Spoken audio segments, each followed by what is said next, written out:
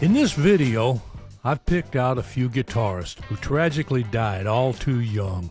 And most times when conversations come up, so does the speculation and the age-old question of where would their musical journey have taken them if the Grim Reaper hadn't gotten to them first.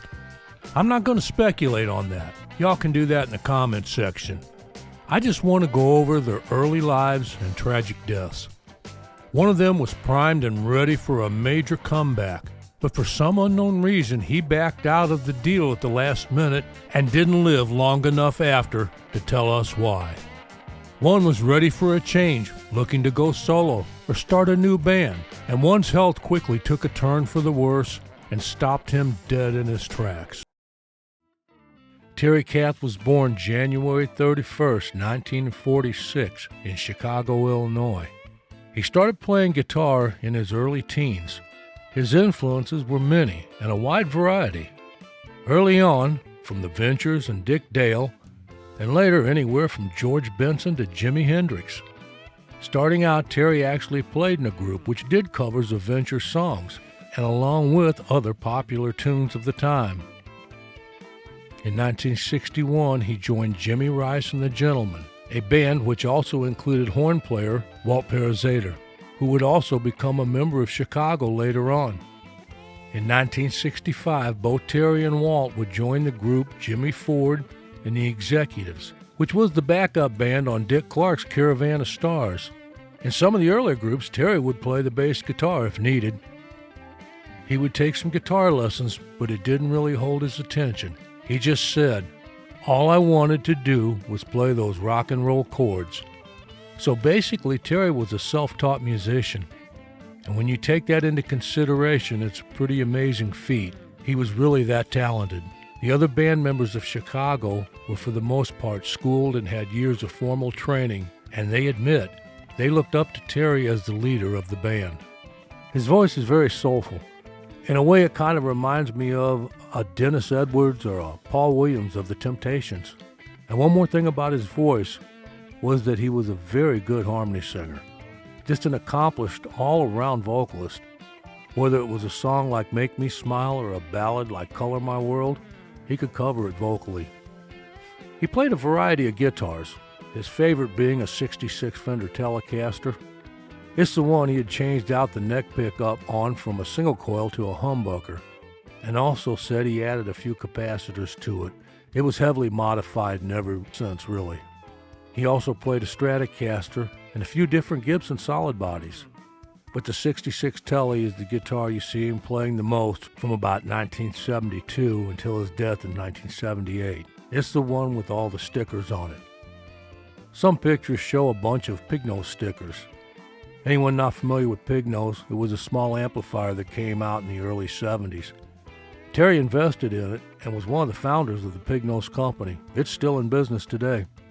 As far as amps, one thing here about Terry, he was someone who loved to tinker and modify his gear to fit him. Guitars and amps both. Now here's a good picture of Terry on stage and a decent picture to zoom in on. This setup looks like a tube head, possibly one of the Heath kits he was said to have favored. If you look close, it looks like he has a head on each side of the cabinet, one probably for a backup. Same with one of the 215 cabs. He said he liked low wattage tube amps into a 215 cabinet. In the studio, he used a variety of amps, including the Fender Dual Showman and a twin reverb, and had even used an old Bogan tube PA head for a preamp. One thing he did say when he was asked about such low wattage amps on stage was he had no trouble hearing himself, as he was the only guitar player, so there wasn't another one to wash him out. Terry was also infatuated with guns. He wasn't a hunter, really. He just enjoyed target shooting and going out into the woods and blasting away. He carried a gun around quite often, especially later on in life. A story told was he once pulled one out on stage during an outside concert and just ripped off a few shots in the air. Another one was that him and Carl Wilson of the Beach Boys got into a scuffle over Terry's careless handling of a gun at a party, where he was acting like he was playing Russian roulette. There are quite a few different stories out there. Are they really true? I don't know. But what I would think is there's enough stories floating around to make me believe that Terry just might have been careless with guns, and this sadly would eventually come back to bite him. Let me just say that there's no way I believe that Terry Kath intentionally took his own life. I don't believe that for 1 minute. I also do not believe it happened while playing a game of Russian roulette, although he was careless enough with guns to where I can understand why someone might think this or even consider it. Terry died from a self-inflicted gunshot wound to the head from a semi-automatic pistol. Don Johnson, who was a roadie for the band, was the only one there and saw what happened on January 23, 1978. From what he says, and to me, this is very believable. Terry, who had been up a few days partying, took out his automatic pistol and started playing around with it, which was very common for him from the stories told. Don told him to put it away. Well, Terry racked out all the bullets, accidentally leaving one in the chamber, and then just plain being careless as usual with guns, he put it to his head to show Don it wasn't loaded and pulled the trigger. The police report ruled it was accidental, and as I said, I truly believe it was. But it was something that could be expected. Being careless with a firearm is something that will come back to get you if you keep it up. Mixing cocaine, alcohol, and then being careless with a firearm is bound to get you. And sadly, Terry had pushed it to the limit. He died 8 days before his 32nd birthday. He lost his eyesight to cancer when he was just a baby. Using a style that fit him, he taught himself to play guitar and sing. He worked his way up and became one of the best at it. His soulful voice and powerful guitar left us great recordings and live show memories that we won't ever forget. So now, let's take a look back on Jeff Healey.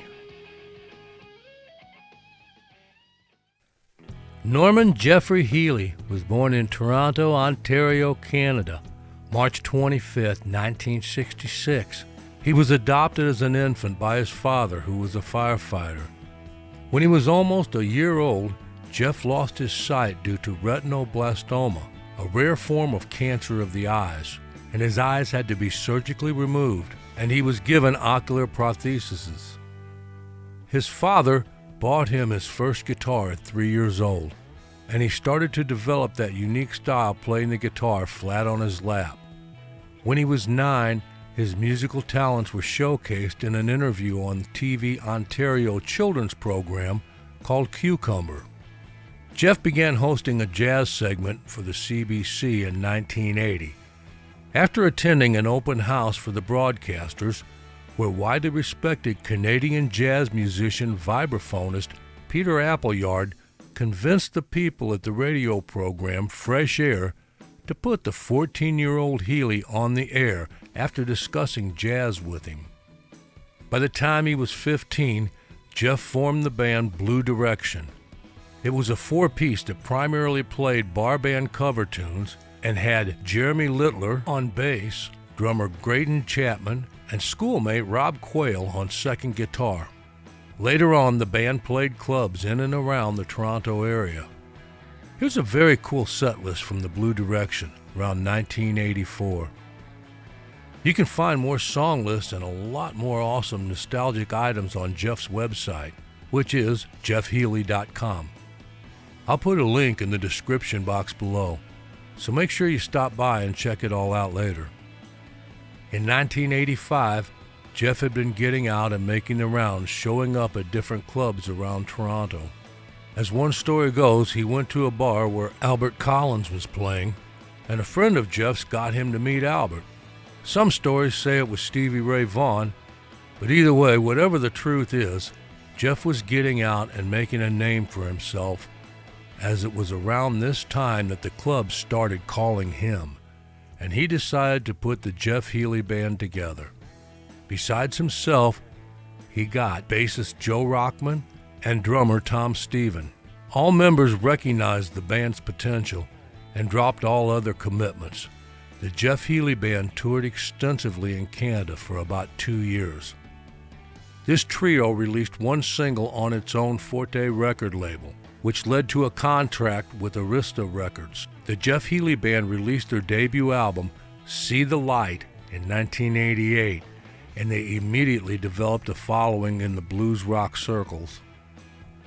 Featuring the hit single Angel Eyes, the record went platinum in the United States. Although Jeff was to release many albums throughout his career, See the Light was his most popular. Jeff had this to say about his career and the album. The 3 years following the release of See the Light were a whirlwind. Almost non-stop touring, talk shows, press, and radio interviews, with a 3-month break only to write and record a new album. I was meeting and touring with ZZ Top, Little Feat, Ringo Starr, Bob Dylan, and many others. He had a real good run going, with appearances on David Letterman and Johnny Carson. The Jeff Healey Band received a Grammy nomination for Best Rock Instrumental Performance for the song Hideaway, which was written years back by Freddie King and Sonny Thompson and recorded in 1961 by Freddie King and his orchestra.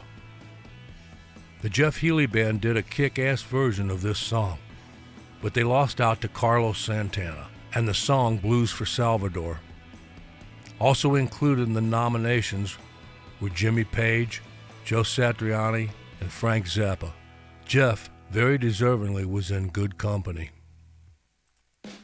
In 1992, Jeff Healey married his first wife, Krista Miller. The couple had a daughter named Rachel before parting ways in 1998. He got married a second time in 2003 to Christy Hall. The two have a son named Derek. Retinoblastoma is often an inherited disease, and Healey's son was born with the affliction. The good news is that due to cancer research, Derek underwent surgery at the age of 4 months and beat the odds, not only having sight, but doesn't even need glasses. In 2008, a month before the release of his last studio-recorded blues album, Mess of Blues, Jeff died from cancer. Songs from the Road, a collection of live blues rock performances from 2006 and 2007, was released by the Rough imprint in 2009, nearly 18 months after Healey's death. His final studio jazz album, Last Call, was issued by Stony Plain in April of 2010. You know, Jeff Healey was very talented. He had a great voice. He could write, he could arrange songs, he played trumpet and clarinet, and he was one hell of a guitar player. He just had the feel. Can he rank up there with some of the greatest? I think so. I know he could take the stage and go toe-to-toe with them. Jeff was the whole package. He was another Canadian-born musician who deserves some more praise. And hey, if you haven't seen my video on Jerry Doucette, I'll put a link up here, as he is another Canadian who deserves some love from y'all. Thanks for watching. What happened to Steve Marriott in the music business is just a shame. I know it happens to a lot of talented musicians, and most of them survive it and live to tell about it. But sadly, Steve just didn't. Stephen Peter Marriott was born in London, England, January 30th, 1947. He was born 3 weeks premature and weighing in at just 4 pounds 4 ounces. Growing up, Steve was considered a hyperactive child. He came from a musical background, his father Bill being an accomplished pub pianist. Bill bought Steve a ukulele and a harmonica, and Steve taught himself to play the instruments at an early age. He seemed to have a natural ability to pick up a musical instrument and, within no time, be able to make some music with it. At age 12, Steve formed his first band with some school friends.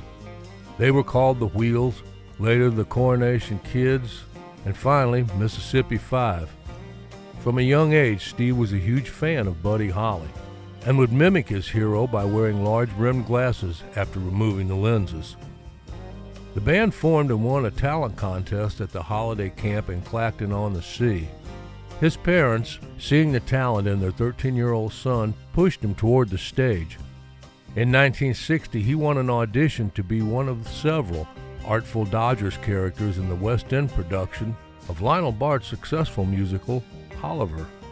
After that, he then formed a group, The Moments, and they began working London pubs and club circuits. Although small in stature, standing just a little over 5 foot tall, Steve Marriott was blessed with a powerful voice. He was full of energy and loaded with talent. Steve would impress many who saw him perform. Now, as the story goes, a couple of musicians in The Outcast, bass player Ronnie Lane and drummer Kenny Jones, had Steve come sit in with the group. Soon after that, they went to Steve's house to see if he wanted to start a group with them, singing and playing guitar. He was interested, and Steve suggested Jimmy Winston as a keyboard player to complete the 4-piece group. The next night, Ronnie, Kenny, and Steve visited Ruskin Arms to see Winston play and invite him to join the band. The following day, the band soon would be known as Small Faces and had their first rehearsal at the Ruskin Arms Pub and Hotel. A quick note here. Around this time, Steve and his friend David Bowie were talking about forming a group and naming it David and Goliath, but it wasn't to be. The group was named Small Faces since none of the members were over 5 foot 6 inches tall, and faces in the mod culture being an accolade bestowed upon respected mods. They were signed to Don Arden and quickly became a successful band, highly regarded by the youth's cult followers when their debut single, What You Gonna Do About It, busted out on the UK singles chart. A little about Don Arden here, as it will give a little more insight to Steve and his many money and management issues that would plague him throughout his career. Don Arden, in a career that spans 60 years, has promoted and managed some of the biggest names in pop music. His ruthless business dealings and willingness to intimidate both his clients and his competitors earned him the nickname the Al Capone of pop. This guy, from most all information available, was a first-class thug. In 1965, he signed Small Faces and ensured their debut single was a hit by outlaying several £100s to chart fixers. Arden kept the highly successful band on a £20-a-week salary, while letting them enjoy a clothing allowance and giving them a place to live. When the band demanded to see their royalty statements in 1966, he countered by informing their parents that the band were drug addicts. He screwed them over left and right after that. The band broke free from him in 1968, around the time Steve Marriott threw up his hands, walked off stage, and left Small Faces. All attempts at retrieving royalties due from Arden found them locked in court battles, finally receiving some payment in 1977.